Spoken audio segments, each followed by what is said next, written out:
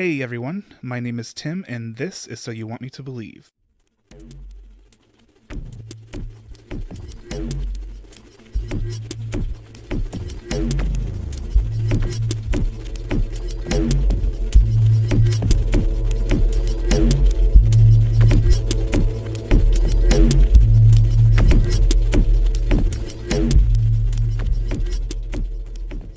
I hope everyone is continuing to stay safe and practicing social distancing. Here in Illinois where I live, Governor Pritzker has officially put a shelter-in-place order in effect as of Saturday at 5 p.m., so I'm pretty much quarantined to my house by law. But of course, the office for my day job has been closed for the last week, so I've been working from home anyway, so not much has changed for me. But I know there are still quite a few states who have done little to nothing to help combat the spread of COVID-19, so if you live in one of those states, please keep in mind that your friends, family, and neighbors who are older or immunocompromised are at the highest risk. And even though you aren't worried about yourself, you could infect someone who does need to be worried if you don't follow safety protocols. So please listen to the CDC and the World Health Organization, stay inside, wash your hands, don't touch your face, and practice social distancing. And with that, I apologize for the delay in the upload of this episode and last week's episode. The coronavirus outbreak has put a lot on my plate with my day job. There are only 2 of us processing work while everyone else waits to get access to our system, so I've had very little free time to work on the show. Last week's episode was actually already recorded and ready to go, but I was also having some issues with my podcast host account. If you're listening to this on your favorite podcast app, then that issue's been resolved and I'm not expecting any more delays. I really appreciate your patience and understanding. But I do feel bad about keeping you waiting, so I will be providing you a free bonus episode this week as well. Bonus episodes would normally only be available if you were subscribed to my Patreon, but I'm giving this one to you for free as an apology. And speaking of the Patreon, I have updated the tiers and incentives if you want to check those out. One addition that I'm really excited about is when you join any tier, I will send you a So You Want Me to Believe podcast sticker in the mail while supplies last. I currently have about 50 stickers and can easily get more if need be. They turned out really nice, and I've posted a picture to my Instagram if you want to see what they look like. Special thanks to Sticker Mule for making these up for me. I will 100% order from them again. Links to their website as well as my Patreon and Instagram handle will be found in the show notes. For this week's Weird History Fact, I thought I'd talk a little bit about the hot item on everyone's wish list right now: toilet paper. The coronavirus has everyone stockpiling toilet paper, and honestly, I don't completely understand the thought there. Everything available in a grocery store seems to be hoarding material at this point, but toilet paper was really flying off the shelves for a while there. Something we don't think too much about is what people used to do before toilet paper. Because really, toilet paper hasn't been around that long, and there had to be some way of cleaning up before that, right? Well, I'm going to tell you just what people used throughout the years before the invention of toilet paper. Now, obviously, there have always been some natural options like leaves or grass. Seems like an easy way to get poison ivy in an uncomfortable spot, though. Some people would use water, snow, or sand to clean themselves too. And in some parts of the world, no tools were needed. They would simply use their left hand. And if you didn't know, some cultures still do this today. Maybe shaking hands with people was never a good idea. But let's talk about the man-made equipment people used around the world. In ancient Rome, they would use a tool called a xylospongium, which is essentially a sponge tied to the end of a stick. Not ideal, but it did the job, right? Well, until you found out that these were communal sticks found in their shared toilets, and they were only cleaned by being rinsed in a bucket of either salt water or some type of vinegar solution. And the ancient Greeks used broken shards of clay to tidy themselves up. I don't like single-ply toilet paper, so I can't imagine what a broken shard of clay feels like. Jumping forward quite a bit, let's talk about the pre-colonial Americans and what they might have used. It's a well-known fact that the natives grew and ate a lot of corn, but guess what they did with those cobs when they were done? But that wasn't the only thing that was used back then. Wealthier people also used some different types of cloths or woven materials like wool, lace, or hemp. But really, throughout history, people would generally just use whatever they could get their hands on. Rocks, seashells, fruit skins, animal fur, really anything they could find. Toilet paper wasn't actually invented until at least the year 589 AD. It's not certain when paper products started being used for bathroom purposes exactly, but we did find evidence in this year when a Chinese official by the name of Yan Zichu recorded that he would not use documents he considered important for toilet purposes. But this wasn't actual tissue used for the purposes of hygiene. This was literally just anything that wasn't considered to be of any significance. It wasn't until 1857 when toilet paper first began to be sold commercially for the sole purpose of cleaning one's bottom. And it wasn't until the 20th century that its use would become widespread and softer paper that wouldn't splinter would become the norm. Now, aren't you glad you weren't born 200 years earlier?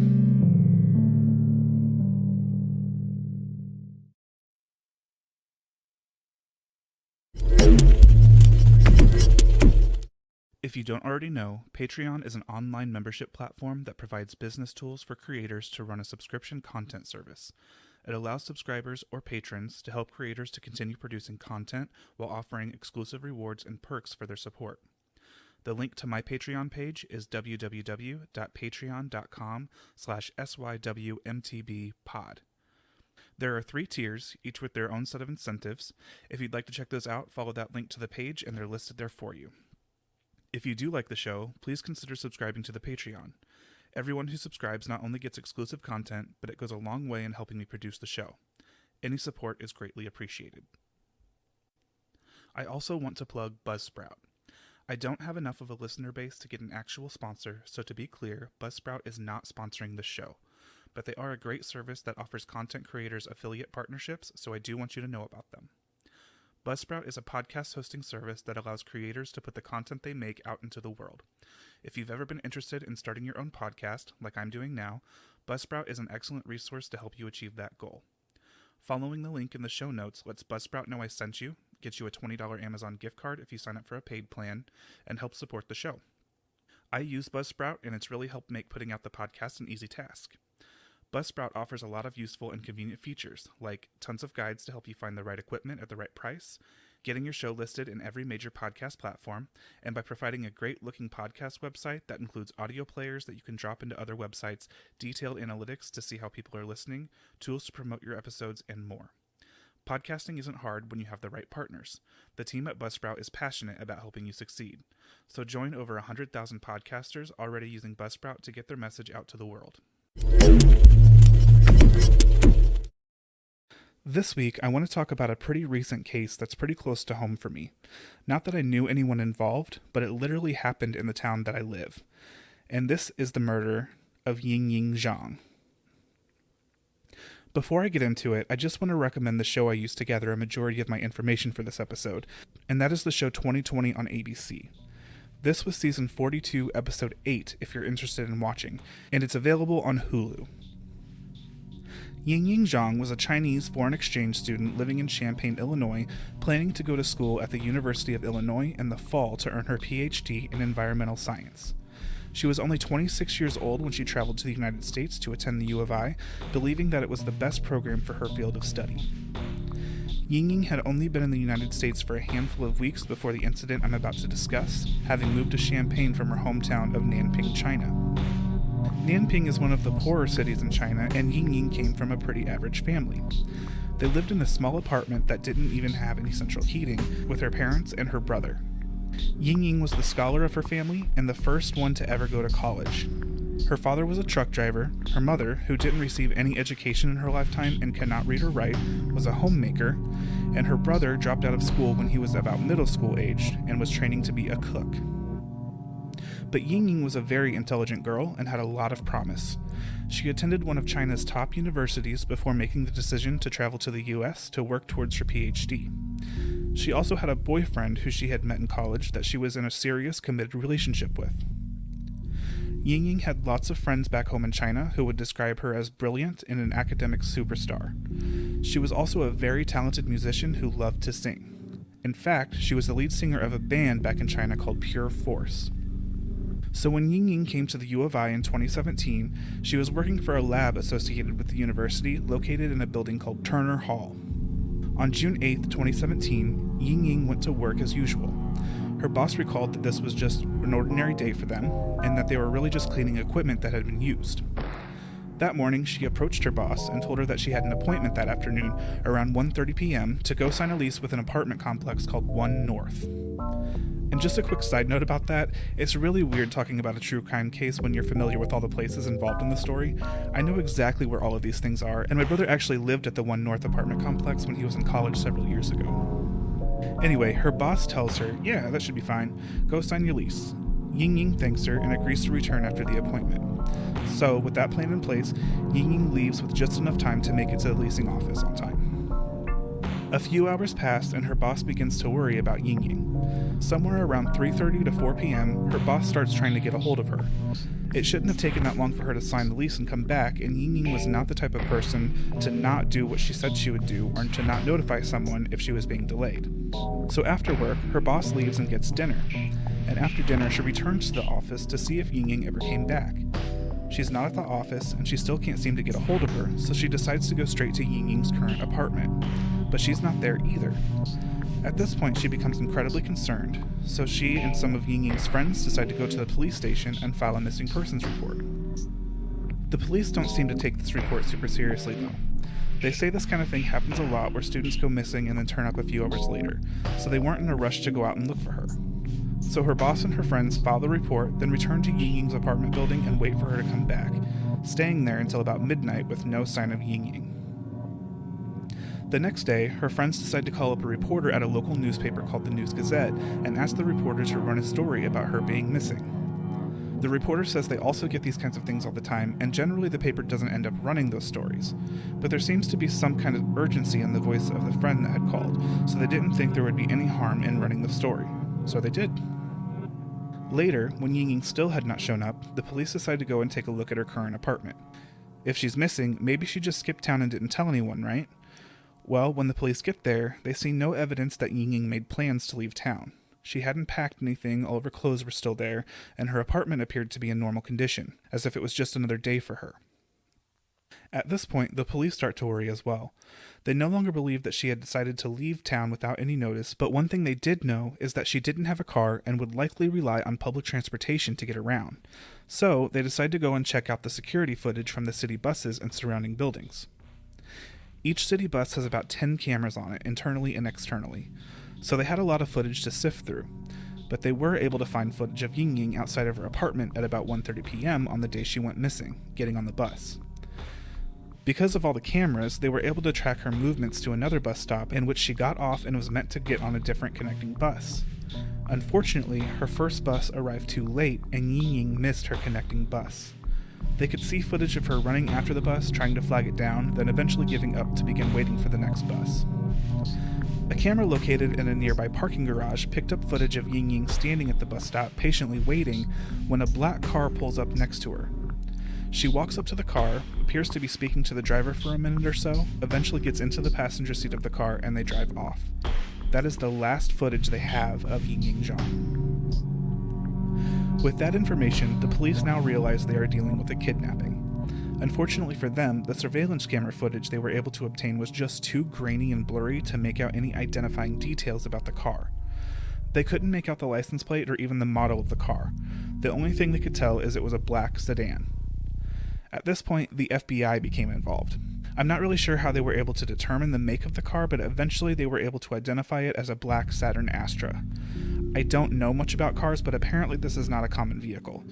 So much so, in fact, that there are only 58 of them registered in the state of Illinois, and even fewer within the limits of Champaign County. This drastically lowered the number of suspects down to just 18 people. The police went out and interviewed everyone they could locate that owned a black Saturn Astra, but they weren't able to locate anyone that was suspicious. At this point, posters had been put up around town with a picture of Yingying along with a picture of the car, asking for any information. Students all around campus were becoming nervous, and the talk of the town was theories as to what could have happened to her. A lot of the students suspected a kidnapping, but it sounds like the most common theory was that she was some sort of sex trafficking victim. I actually remember seeing those flyers and the articles about the case when it was happening, and when I say it was the talk of the town, I mean it was literally all anybody was talking about. I remember having many conversations with my coworkers about the case at the time, and it was a scary moment for everyone in town. After seeing the flyers go up around town, another U of I student by the name of Emily Hogan got in touch with the investigators on the case, saying that she had called the police on someone posing as an undercover police officer, trying to get her into his car. She said he showed her a badge and told her that he just wanted to ask some questions about things going on in the neighborhood. She refused to get in the car and was really freaked out by the whole thing, so she called the police and posted a warning about it on her Facebook page. This was just hours before Yingying would go missing. Unfortunately, Emily said she would have a hard time identifying the man if she saw a picture of him, because he was wearing oversized aviator-type sunglasses. So obviously, this has now become a huge deal, and Yingying being from China, this became an international news story. Yingying became somewhat of a household name in China. Her parents decided that they could not just sit at home and listen to the news waiting for the police to contact them for updates, so they decided to take the whole family out to the United States and look for her themselves. Coming out to the US was not easy for the Zhang family. The family was already reeling from the news that their daughter was missing, and they were implanting themselves into a community of whose culture and language was completely foreign. None of them spoke a word of English except for Yingying's boyfriend, who came with them as well. I can't even begin to imagine what this family was going through at this time. I mean, it's really just awful to think about. But despite everything they were feeling, they were here for a reason, and they were determined to find their daughter. The family put up a bunch of posters around town and made a Facebook page for Yingying, asking for people to contact them if they had any tips. They got several leads, but none of them turned out to be fruitful. Meanwhile, the police are still investigating the footage they have of the black car. Now again, there were 18 persons of interest who were linked to a black Saturn Astra, but the police had interviewed all of them, and they were no closer to discovering the true owner of that car. But on the afternoon of June 14, 2017, U of I campus police officer Sergeant James Carter decided to go back and review some of the footage they had found. This footage they had was slightly more clear than the footage they had obtained from the buses, and Sergeant Carter was able to make out a small detail about the car that everyone else had missed up until this point. The front passenger side tire seemed to have a dark spot on the hubcap. He reviewed the footage over and over and came to the conclusion that this particular car did in fact have a missing piece from that hubcap. Obviously, this was a huge lead. How many cars out of 18 could possibly have a broken front right hubcap? On top of this, when other officers reviewed the same footage after Sergeant Carter reported his findings, it was evident that this particular car also had a sunroof. So, thinking back to the interviews they had already done, the officers realized that the black Astra belonging to the very first person they interviewed also had a sunroof. So the investigators decided to send a team back out to that first house to check out the car. When they get there, they see both the sunroof and the broken hubcap. There was no doubt this was the guy. That car belonged to a man by the name of Brent Christensen. Now, they had already interviewed Brett and didn't have any suspicions about him and his story. According to him, he was inside playing video games on the day Yingying went missing. He also didn't have anything in his background that would suggest he had anything to do with this. He was a seemingly nice, easygoing guy. He was married, had a nice apartment, and had no criminal history whatsoever. He absolutely did not fit the profile of a kidnapper. But now that they've found this car, they decide to go and knock on his door and ask him a few more questions. The investigators report that he didn't seem to be nervous or anything, seeing the police back at his house. He seemed surprised to see them again, but was relatively calm. Brent allows the investigators to go up into his apartment. This next fact has absolutely nothing to do with the story, but it is really weird, and it makes me wonder about the wife as well. When the investigators stepped into the apartment, his wife was there and she was completely naked, and she didn't rush to cover up either. They had to actually ask her to put some clothes on. I don't know, that seems like odd behavior to me, but it really doesn't have anything to do with this case. It's just weird. Anyway, when they get into the apartment, they see sitting on the table a pair of mirrored aviator sunglasses, exactly as Emily Hogan had described. At this point, they ask Brent if he'd be willing to go in with them to the local FBI office in Champaign to answer some questions. He willingly agrees. This interview was conducted by FBI agents Anthony Manganero and U of I police detective Eric Stuyvesant. Throughout this interview, Brent didn't seem at all concerned as to why he was there and was relatively calm. The investigators thought that was odd, saying they would think he would be asking more questions about why he was there. With all of the information they had uncovered at this point, it was pretty clear that Brent was their guy. They just needed him to confess. They took a good cop, bad cop approach to this interview, with Manganero acting as the good cop and Stuyvesant acting as the bad cop. When they talked to both of these men in the 2020 episode, to me it kind of seems as if Manganero wasn't a fan of Stuyvesant's approach. It did end up getting the job done, but it just sort of looked to me like when he was describing everything, that he felt Stuyvesant was just trying to impress him or something. I don't know, I could have misread that, but that's the vibe I got. Anyway, Brent doesn't actually come out and admit anything, but when Stuyvesant tells him they know he picked her up, Brent starts to get pretty nervous and falls silent for a short time. When he starts talking again, he's changed up his story. He says, "Maybe I'm thinking of the wrong day." "Oh yeah, I did pick up an Asian girl the other day, that's right. I didn't say anything because I didn't think the girl you're looking for matched her description. I remember now though, I picked up a girl, drove a couple blocks, she freaked out and got out of the car." Now, seriously, I know he was just trying to come up with a story on the spot, but this is the worst story I've ever heard. How many random people do you normally pick up on a day-to-day basis? If a police officer asked you if you picked up a specific person, your response would likely be, "Well, I don't know if it was her, but I picked someone up a couple of days ago." Unless you had something to do with the disappearance, that is, but you get what I'm trying to say, right?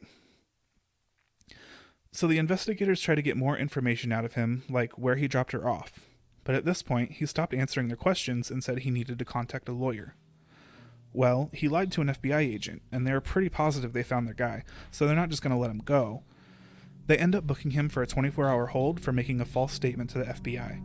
But it was ultimately determined that if they were going to get the information they needed out of him, they needed to let him go home. So they did. Their next step was to talk to Brent's girlfriend. Not wife, girlfriend. He was married, but him and his wife were in an open relationship. I'm not going to go into much of Brent's past because honestly, he's a trash can of a human being, and I don't think he deserves for anyone to know anything about him other than the horrible things he's done. But I will tell you that Brent met his wife, Michelle, back in Wisconsin where he grew up, and she moved with him to Champaign when he was accepted to the University of Illinois. But Brent had a lot of trouble with drugs and mainly alcohol, and he wasn't pursuing the educational aspirations for which they came in the first place. So his wife got fed up and basically gave him an ultimatum, telling him either we're getting a divorce or we're going to have an open relationship.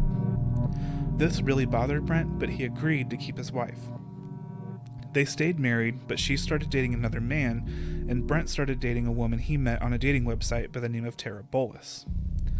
The investigators interview Tara, and she is an open book. She honestly just wants to help however she can.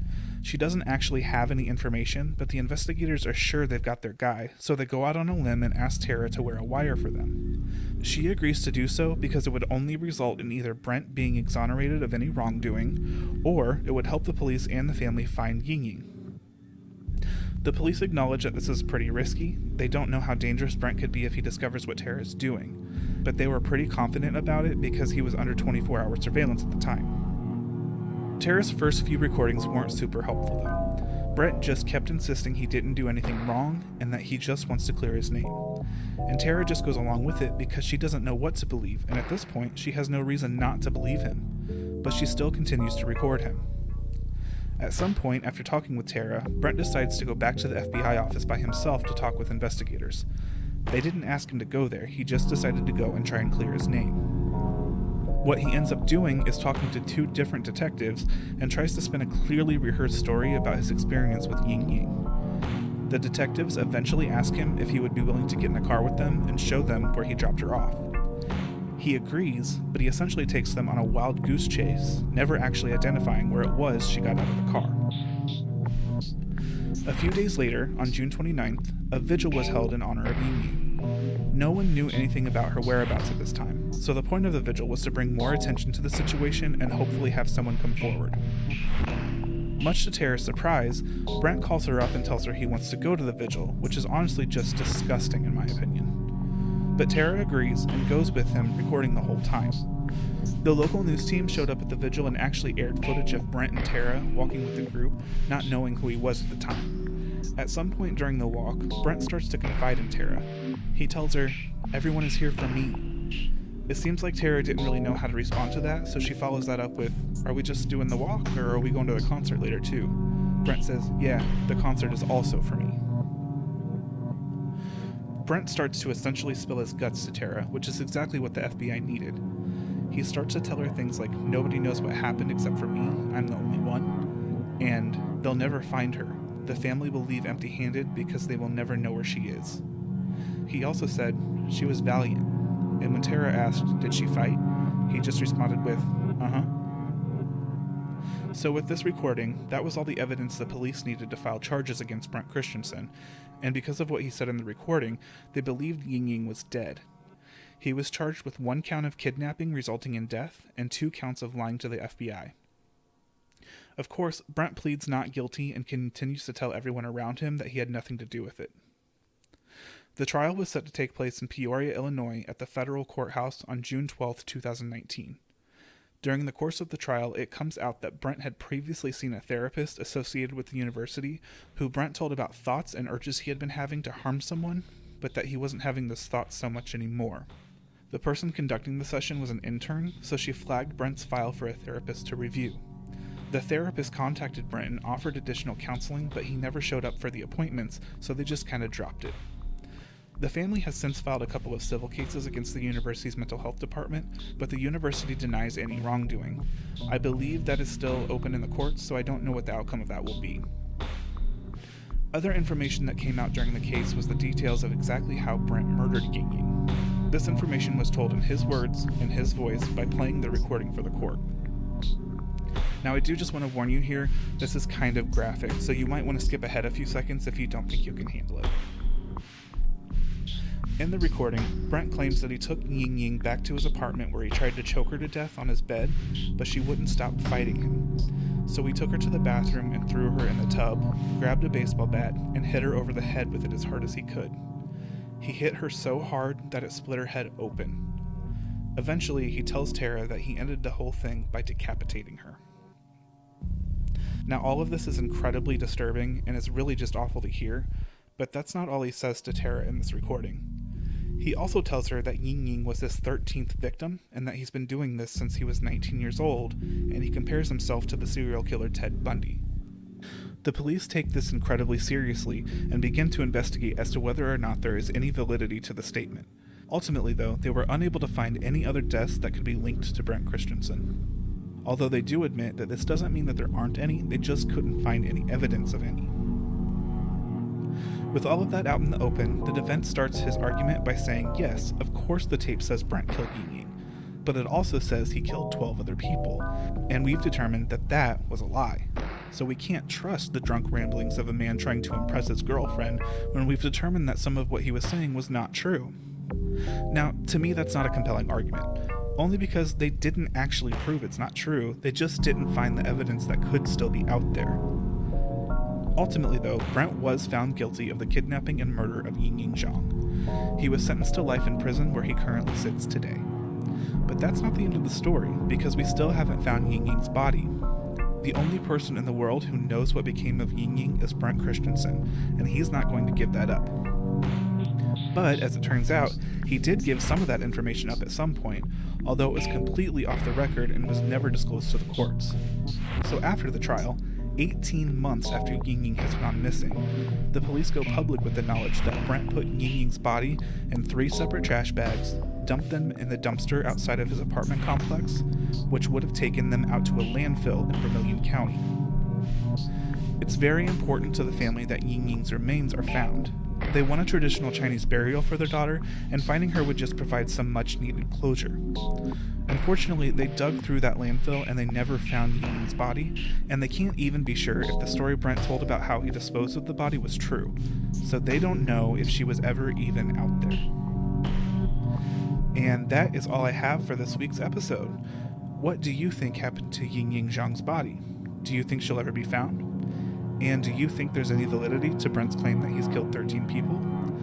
Let me know what you think by sending me an email to sywmtbpod@gmail.com. If you liked this week's episode, don't forget to rate, review, and subscribe. Good ratings and reviews help others find the show and just make me feel good inside. And if you didn't like this week's episode, thanks for listening to the end anyway, and I'm sorry you have such unrealistic standards. Also, if you did like the show, please remember to check out my Patreon page. The link is down in the show notes. And don't forget to follow me on social media. You can like me on Facebook. My page is titled So You Want Me to Believe Podcast.